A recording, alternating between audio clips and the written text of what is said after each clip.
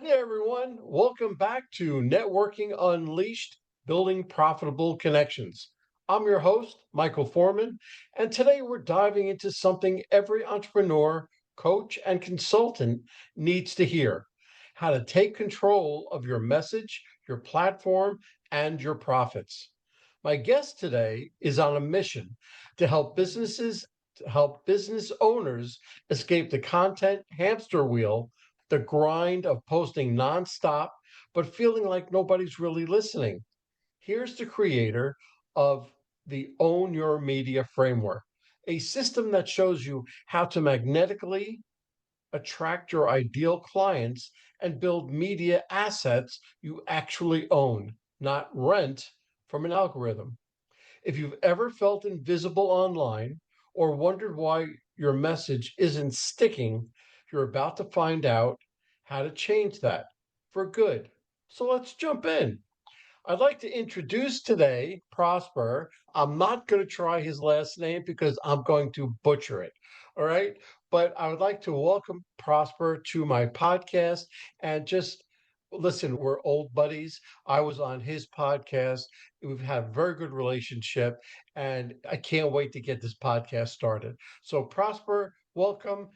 Give us a little bit about your background and what brought you here today. Fantastic. Now, Michael, thank you so much. And just to take you off the hook a little bit, even my little girls don't know how to say their last name, and they're supposed to live with it for the rest of their lives. So it's one of those things. But I really appreciate being on your show, and I really appreciate you having been on my podcast as well. And as you have said, that we work with small to medium businesses to help them pretty much own their media. And what we mean by that is when you are creating, like you're creating right now, if you don't take full ownership of this content, if you put it on any other platform, did you know that platform now owns that piece of content and they can do what they may with it? Now, I came about this, Michael, I don't know if in 2020. So while everybody else was busy coughing into their elbows and socially distancing, I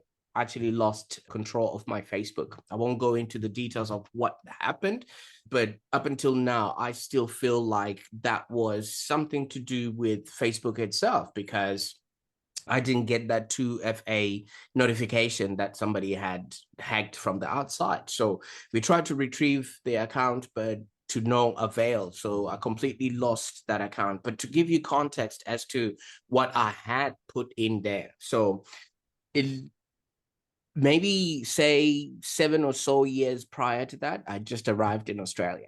Okay, I knew no one, and all I had done in that particular time was try to network and at least start something of my own.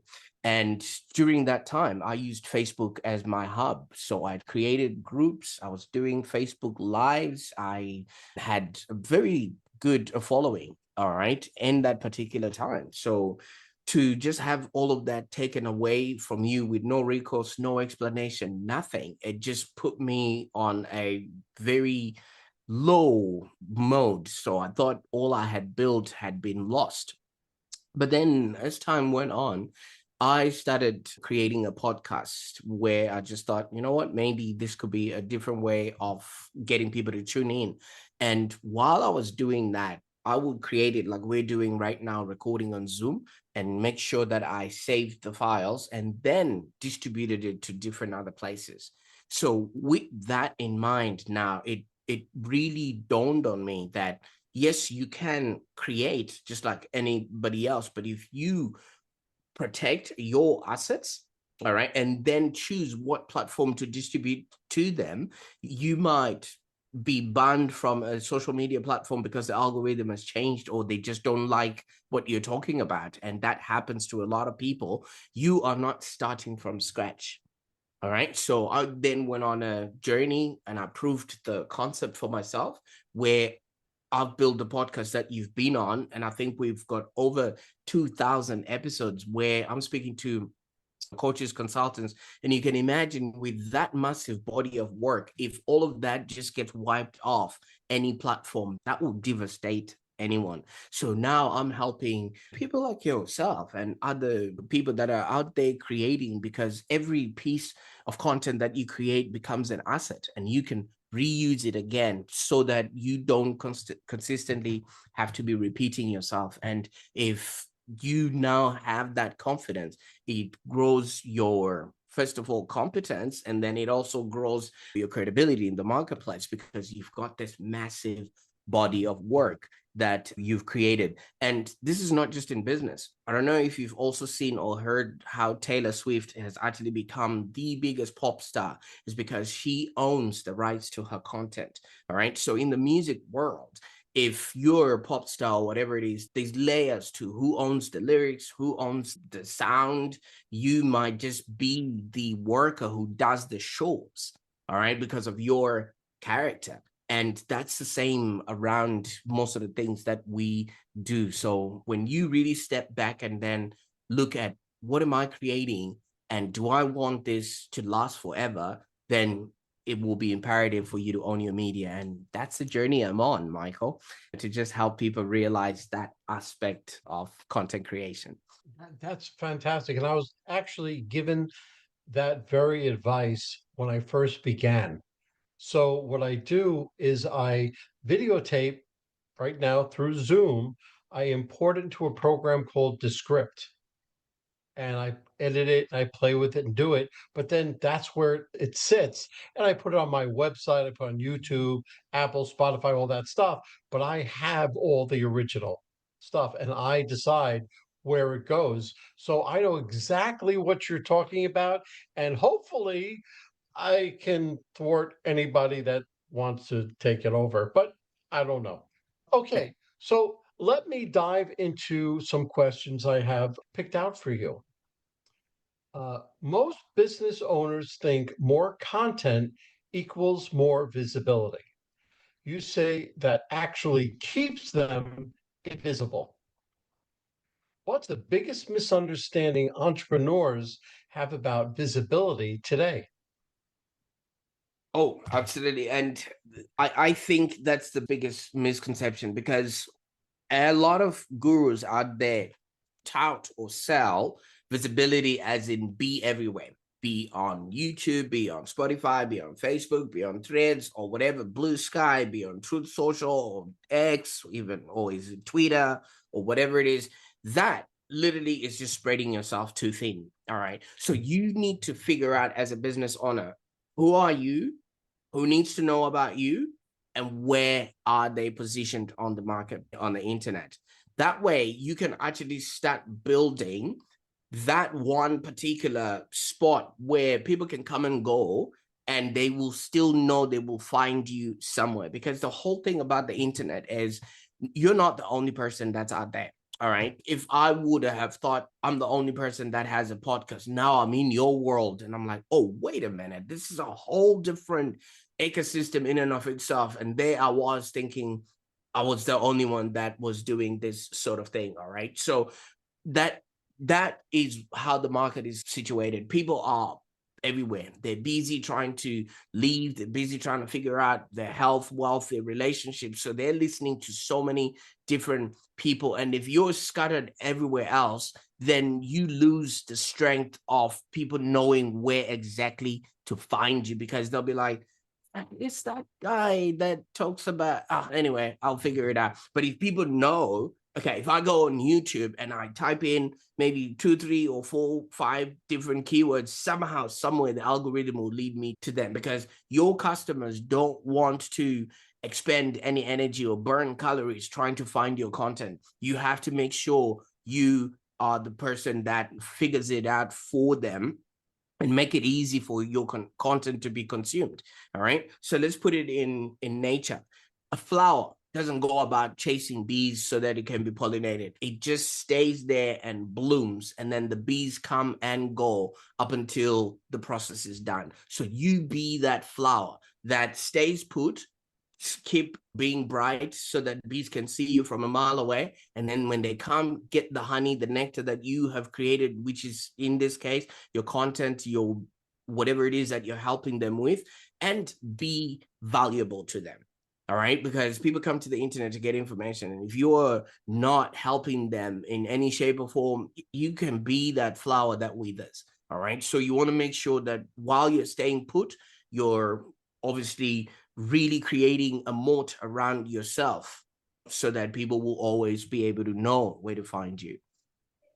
Absolutely. And I think about myself, and I'm a public speaker, and I go across the country and I talk about networking and communication.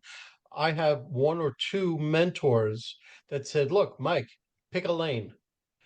Just pick one of those items that I speak about and just be known as networking and communication. That's it. And I've since won one or two awards for networking communication. I've been written up in magazines. Have done it all, but it's because I picked a lane.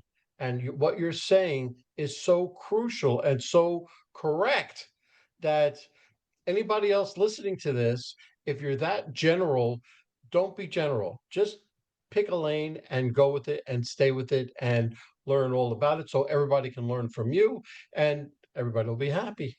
Okay, so you teach people to own their media, not rent it. Can you break that down and share how this mindset shift changes the way someone networks or builds their business relationships? That's a brilliant question right there. Owning your media is actually an acronym. Okay, if you can see what I'm talking about, right? So, and then I will start explaining what each and every one of these aspects means. So, the M is your message. All right. What is your message and what do you want the recipient to actually hear or understand? Okay. And once you've figured out that message, you need to find a market that is going to be hungry for that message, right? So not everyone is going to be your customer because, people are busy and people have different stages of their buying cycle to be able to come to you. Sometimes somebody might be looking for what you're selling right now, but they're not ready. Okay. They might not actually be ready and they might not know they need the information that you're giving. So this is the message and the market. What are you saying and who are you saying it to? And then the E is the engagement or education. Once you've figured out what you're saying and who you're saying this to, you need to go out and engage them because they're not just going to triple stumble and fall and show up at your door. Okay. So you now need to figure out how are you going to be teaching them what to want and how to buy from you. All right. And you need to own that process. Some people leave that to social media. Some people leave that to being on a podcast and don't necessarily say anything. You need to know how to actually educate people to want what you have. And then once you've figured that part, you need to now go into distribution. You need to own the method of distribution. All right. So you, Michael, your distribution method at the moment is this podcast. How are you reaching as many people as possible without having to repeat yourself? Because we're going to record this once and hopefully somebody in 2058 will still find this podcast if they've come across both of us and listen to this and still find value in it. So you owning that distribution mechanism is actually very crucial. And once that's in play, the I stands for your inventory, your ideas, and your intellectual property. Do you actually have something that people will use if they show up to your space? Like your IP is maybe the books that you've written, the courses that you've written.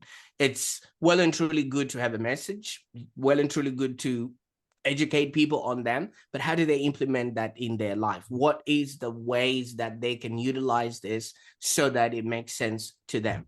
And the A now is pretty much automate it, amplify it, and make sure you're an authority in the process, because people are not just going to listen to you just because you showed up.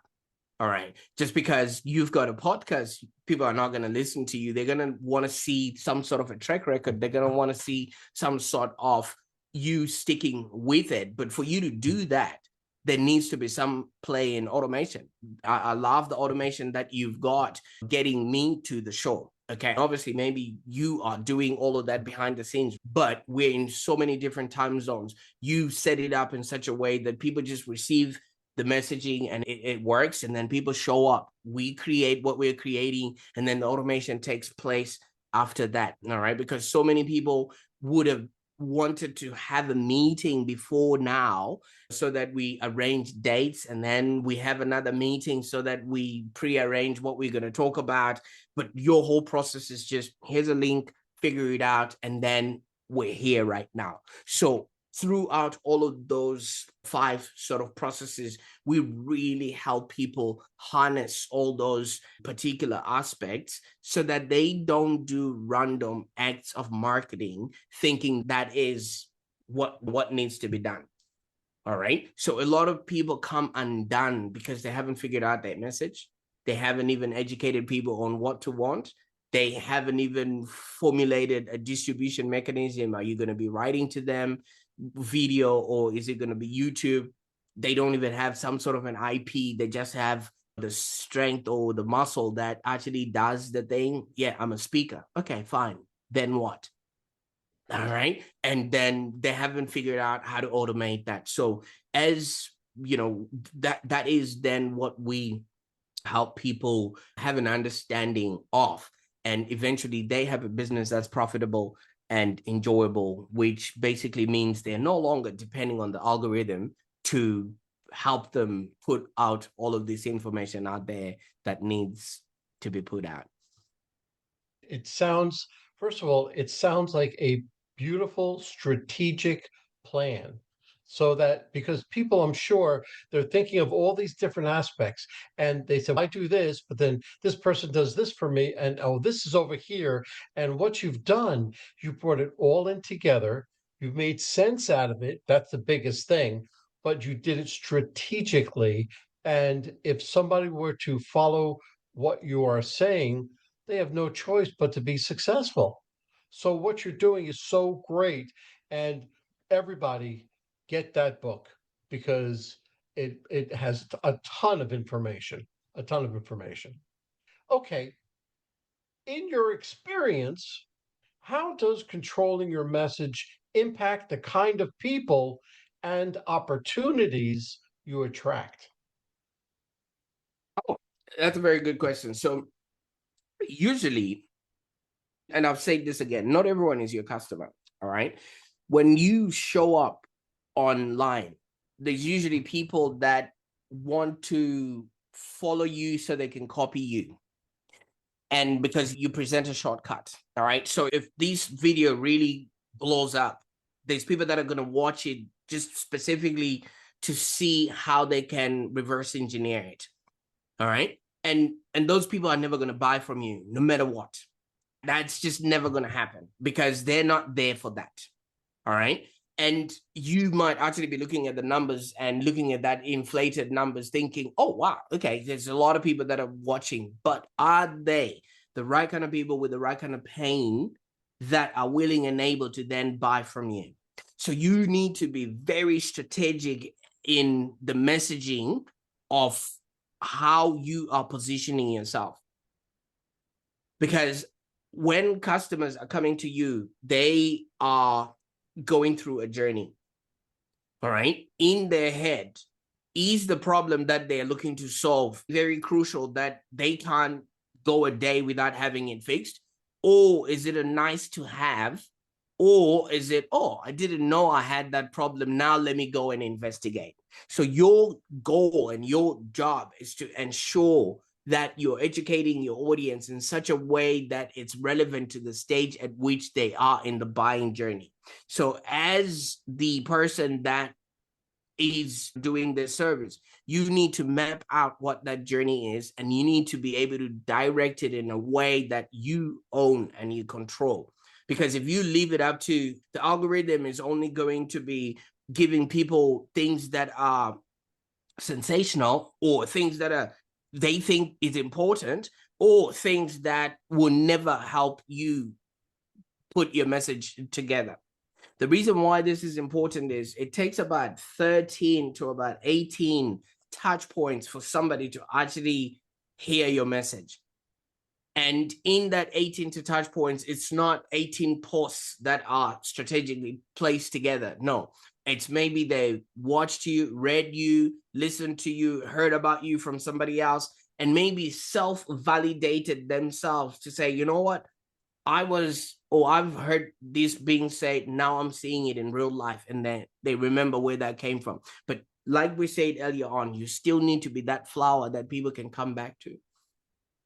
All right. So yes, the algorithm will always just be putting whatever is sensational at that particular time. And you can't compete with that for you to have your 18 touch points.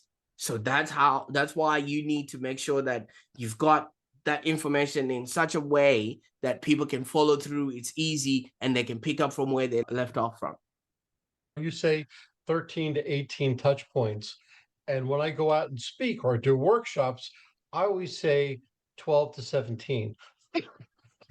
It depends. Yeah, it is. It's all the same. It's all the same. But all of this breaks down to the fact, because in networking, in business networking, I feel that networking is strategic for every business and it's a necessity for every business.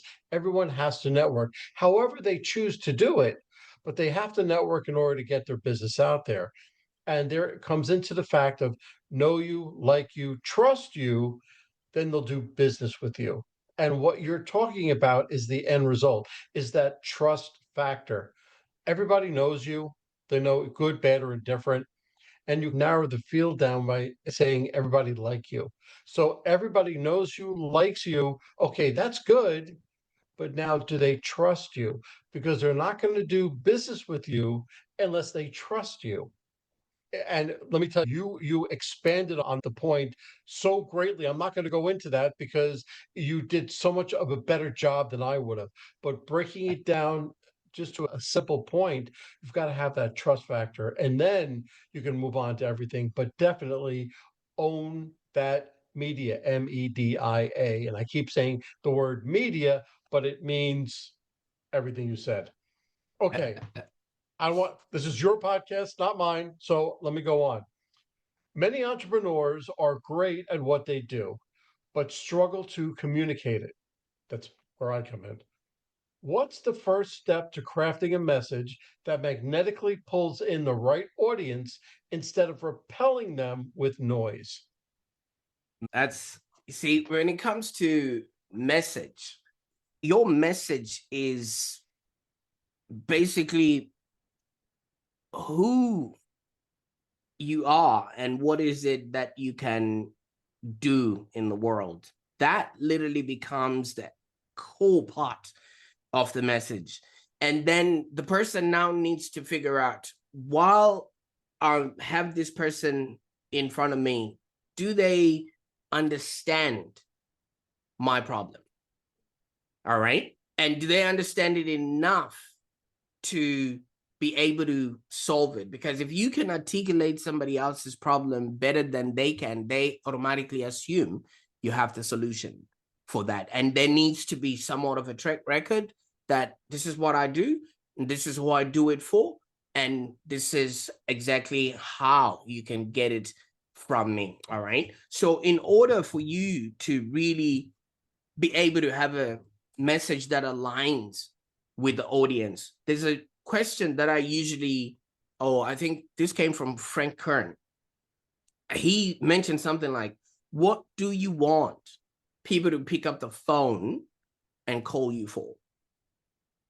All right. So if you understand what somebody's going to come and pick up the phone and say, I'm going to call Michael for, that becomes the shortcut to your message. So a lot of people try to pile it on and try to say everything all at the same time, but you need that entry point. At the point of wanting to understand or wanting to maybe solve a problem, are you the first person that somebody thinks of? And why would they do that? That now becomes that sort of entry point into your message. And then after that, they can then go in and discover whether you're the right kind of person with the right solutions for them. So your message really has to be the essence of who you are, what it is that you do, and how you're solving problems for people. And if you put that on repeat, it makes it easy for people to reach out to you. Never put it quite like that, that somebody picks up the phone and asks you blank. I never thought of that short, direct, because that is the answer for everything. And I'm going to bring you back a little bit to a networking scheme, schematic, whatever. Yeah. If you're talking with somebody, listening is half the battle. Listening, because you don't want to say the next thing that you're there to say. You're there, you're listening to them, you're pausing, and you're repeating back. So I understand that your problem is blankety blank. And you better have a response for that or an answer because you are the professional in your field. So you have to have that answer and you have them talk about themselves. So while they're telling you all of this, you say, before you even say who you are and what you do, you say something, Prosper, I like you. I like what you do and how you're doing it. How can I make you more successful? How can I be a good referral source for you? And if I did my job correctly, you'll turn around and say, Mike, I don't even know what the hell you do yet. And you're trying to make me more successful. That's right. It's called having a servant's heart. And if you go into networking meetings or events with a servant's heart, you'll do wonders. You really will. Okay. I'll get off my soapbox. All right. So when someone is networking or appearing on podcasts, how can they use those moments to strengthen their platform, not just talk about what they do? I think obviously with part of what you've already said, that servant being Servant's heart. a servant's heart, right? I don't know who said this again, and my quotes are a little bit funny today, but it's ask not what you want, or ask what the world needs, and then you provide that for them, because everyone is out there looking for solutions to problems that they have, okay? And they don't necessarily care about you or what it is that you're bringing to the table. They care about what you are going to be helping them with, okay? And in marketing, they call it WIIFM, what's in it for me. Okay. Everyone is always asking what's in it for me. All right. So the one thing about you going to, like you're saying, at a networking event, you want to make sure that you have this intricate understanding of, first of all, why are people there? And like you have said, how can I help you succeed? How can I be that help for you? Because if you help people get what they want, you will in turn get that which you want and more. And I feel like a lot of people don't quite understand how that works, because reciprocity then works in the end. If you give value upfront, people will try and find a way to return that favor. And usually if people are listening right now, the only way they know how to return that favor is maybe through their credit card, by then buying the things that you are selling. So show up in spaces like a podcast or whatever it is like this, be of value. And obviously it's not always about selling. People like buying stuff, but they don't like being sold to. So if you show up, give value, and let them then decide what to do with that information, but have a way that when people do show up at your doorstep, at least there is a way to do business with you. There's something they can buy, there's something they can consume, there's something they can release that tension of, oh, this guy have given me so much value. What can I give back as well in return? It's just inherent in human nature. So if you play against that, you would literally win, especially when it comes to this whole thing. All right. It's give and take. The more you give, the more people would obviously want you to win. You said that the best way I can think of saying it. okay? Because I have a simple line that I talk about in all of my presentations. People love to buy, but they hate to be sold to. And I equate that to a car salesman. The car salesman that comes right up, hey, how you doing? This Honda is great. And look, I can get you a great deal on this and this, it does that. And you're like, whoa, stop. And or do you want to go a car salesman where it says, hey, how you doing? My name is Den. And if you need me, I'm right over here. Let me go figure things out. So it's a great thing, but everybody has the mindset. This includes everybody. They love to buy. People love to buy things, but they hate to be sold to. So it's a mindset. And if you go into these networking events and or meeting with somebody one-on-one, if you remember that, you'll never lose. You'll never lose. Okay. You talk about building media assets you own. What are a few examples of assets that actually move the needle for coaches or consultants, and which ones are just vanity projects? That's a very good question. And I feel like it's all to do with the story you want to tell. Okay. So, in essence, you need to figure out, what are you good at? Are you good at writing? Are you good at speaking? Or are you good at video?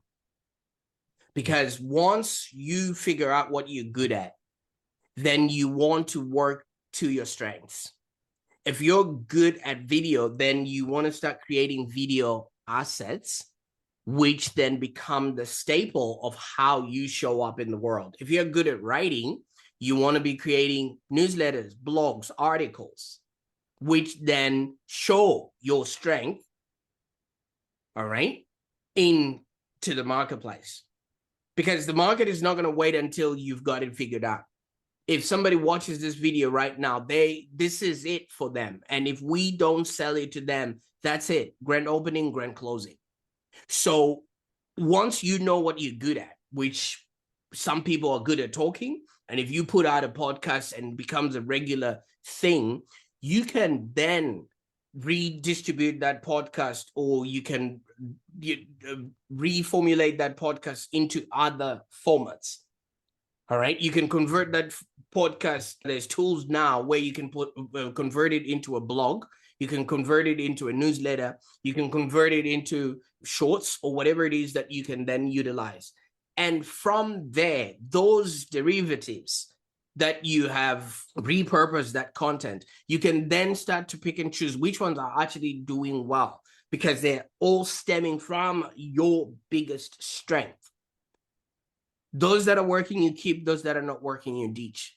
But you need to figure out what is the actual core thing that you're providing. Because let's bring it back to nature. An apple tree. An apple tree is really good at creating fruit, but it wouldn't know how to create vinegar. It wouldn't know how to create apple cider or apple chutney. That is a derivative from the core product that it creates. And if people don't like apple chutney, they're not going to say, I'm not eating apples ever. They will go back to the original product. If people don't like the vinegar from apple or the cider from apple, that's not going to say they are put off apples for the rest of their lives. It was just a derivative. Okay. So if people don't like shots, it doesn't necessarily mean that they're not going to be consuming your content in whichever way. So your question was, which ones are a waste of time and which ones are not a waste of time? A waste of time is when you do things you're not good at and you think you're doing it because the algorithm wants it at that particular time. Yes. When I coached baseball for 16 years, and I would always see what my players could do well and Right. what they didn't do well. And most coaches would take their players that did this well, they'd go out and put them in those positions. And I would put them where they were the worst Okay. because then they got better. They got better. I wouldn't always play them in that position, but they got better. They learned how to handle it. They learned it's like a different part of their brain. Oh, I have to do it like this now. Business is almost the same thing. At the end of the year, you see what worked, what didn't work. The stuff that didn't work, you toss out and you just stick with the other stuff. But when I'm a speaker and I'm a podcaster, and the things that I don't do well, those are the things I'll concentrate on more because I want to bring everything up to the same level. So I don't know whether it's I want to be visible that is for visibility or just my own thing. I'm not quite sure, but that's what I do. Okay, let me just go on. Algorithms can make or break visibility. Oh, that sounds familiar. How can someone take back control of their reach so their message isn't at the mercy of a platform mood?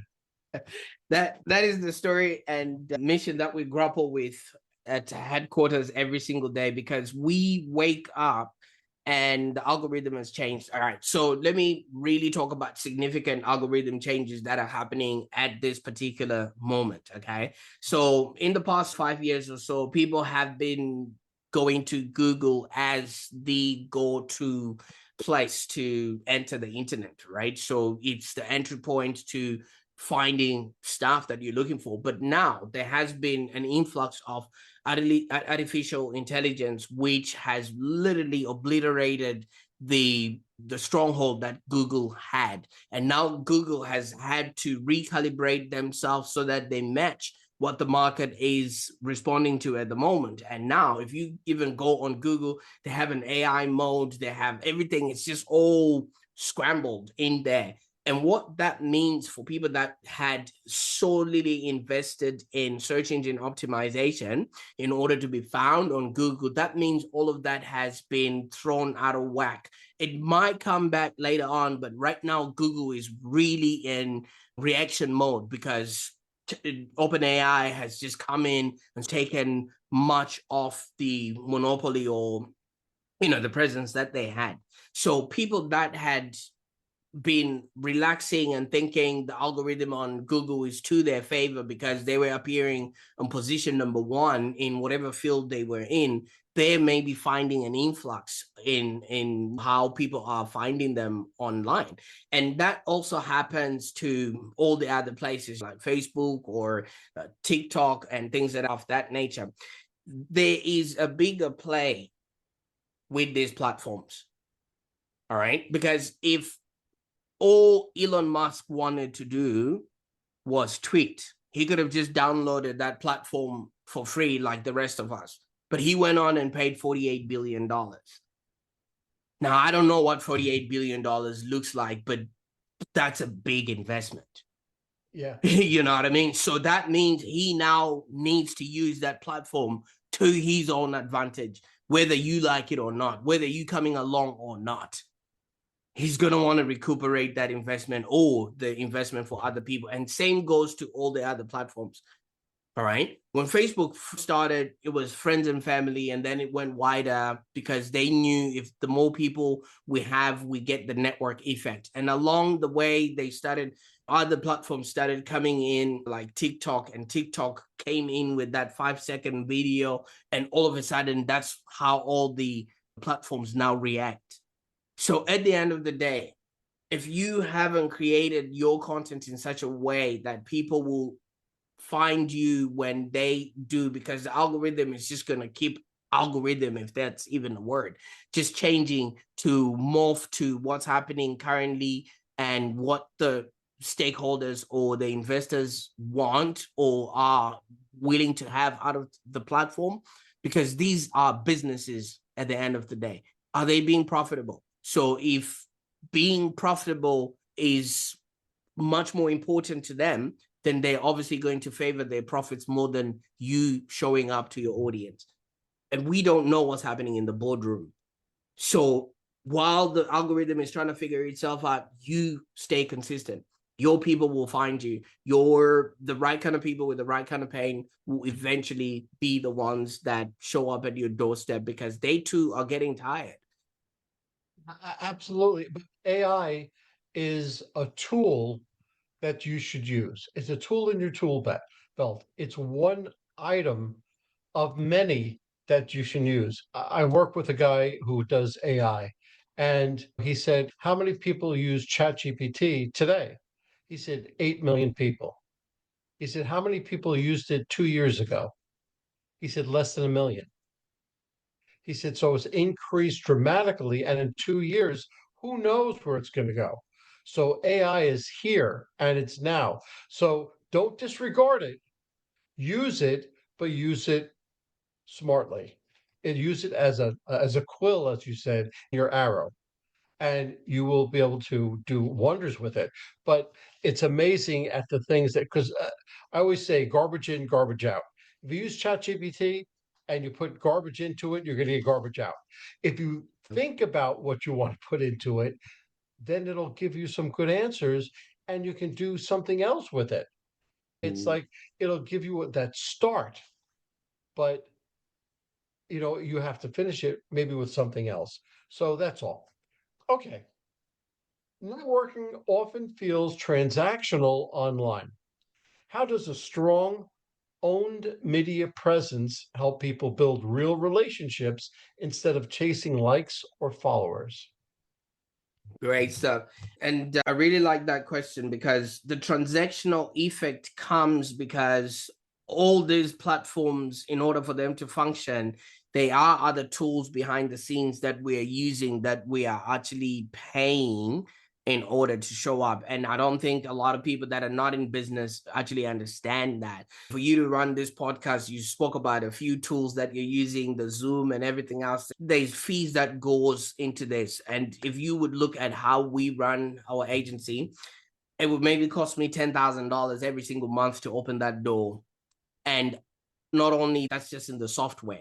And maybe you've got overheads with staff members, you've got overheads with maybe renting space that you're working in and things of that nature. So that's the reason why when people put content out there, they're already expecting it to bring back something in order for them to cover their monthly dues. So when you've created so much of that content and you are confident in that it is helping people solve those problems, you are no longer desperate when you show up in front of people. And as we've established, people like buying stuff, but they don't like being sold to. So you literally are walking them through on their journey as how you've mapped it out without putting out a podcast and then start going, this podcast has to literally bring in $1,000 or we're not going to use it.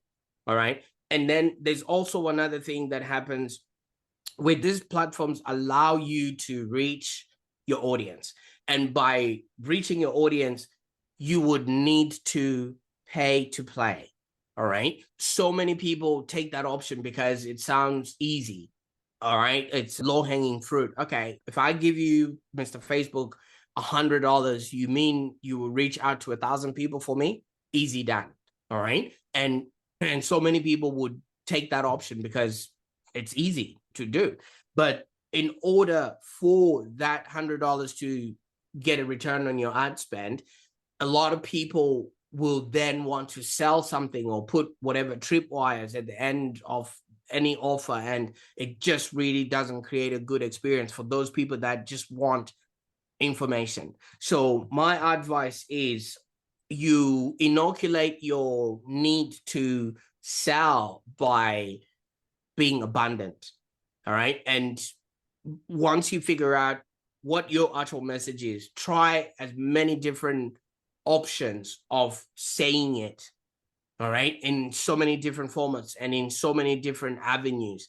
That way, you no longer feel like every post that you put out there has to bring something back because you've got so many lines in the water or so many tentacles out there that might bring something back to you. Because you've got a one hit wonder, you're almost expecting that thing to return. And that's where it feels it feels more transactional because you only have one shot at it as a business owner if you are not creating as many content pieces as possible. Absolutely, absolutely. And I can get into having networking as transactional as opposed to relational. We can have a whole separate podcast just on that. Okay, so let's bring this podcast full circle and let's just talk about results. What's a story or example of someone who stopped chasing content and started owning their message, and what changed for them in terms of profits, partnerships, or visibility? Oh, that's a very good story. So I work predominantly with people that maybe buyers agents. They help people purchase investment properties, and I think they do have it over where you are there. And I also have people that are maybe photographers or real estate people and coaches and consultants. So let's talk about a buyer's agent.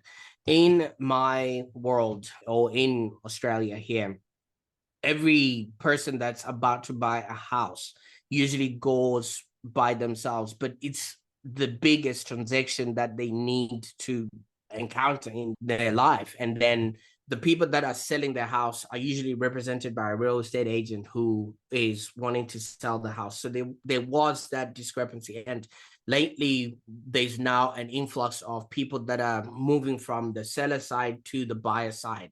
And now there's a lot of noise on both sides as well. So that's just how the market happens. So I happen to work with a buyer's agent who really wanted to help first home buyers. Now you can imagine a first home buyer.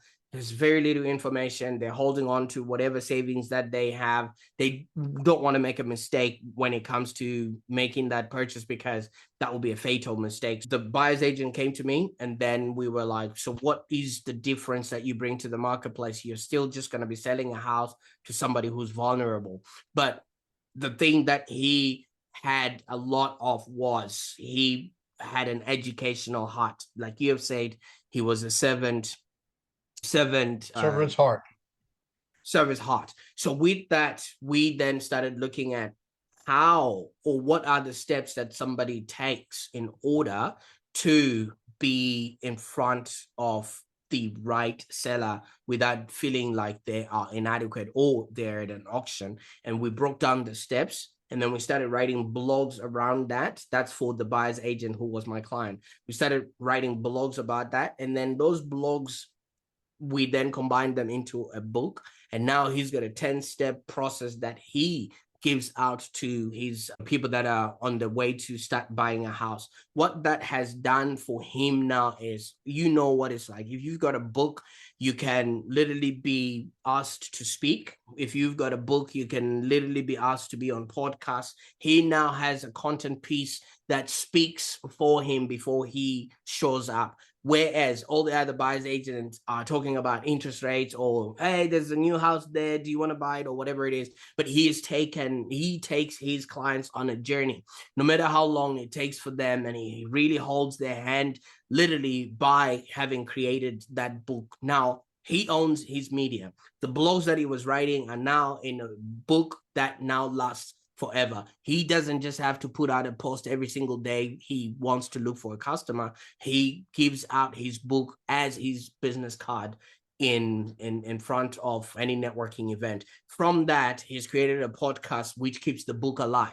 So you can only imagine what that one piece of action has now sprouted into things that he now does automatically. So we've solved for his message. We've solved for him educating his audience. We've solved for the distribution. Now he has a piece of IP that makes him a celebrity and an authority in the space, because who are you to believe somebody who danced on TikTok or somebody who wrote a book about being a first home buyer? So it's things like that just elevate you instantly in a sea of Me Too individuals. And I can't talk about all the radio activations that he has done. He's even been on TV. So you can only imagine, because he created an asset that was only done once. Now he can distribute it again and again without having to repeat himself or compete with other people in his marketplace.